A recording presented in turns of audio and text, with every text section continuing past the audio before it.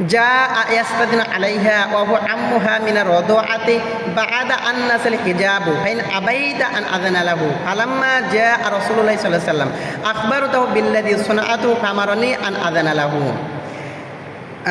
আয়েশা রাদিয়াল্লাহু তাআলা আনহার দুধ চাচা অর্থাৎ তার বাবার দুধ ভাই অর্থাৎ দুধ চাচা তিনি আমার কাছে আসেন এবং আমার ঘরে প্রবেশ করার জন্য অনুমতি চান পর্দার বিধান নাজিল হওয়ার পরে। তখন আয়েশা রাদিয়াল্লাহু তাআলা আনহা বলেন তিনি আমার কাছে অনুমতি চান কিন্তু আমি তাকে অনুমতি প্রদান করিনি।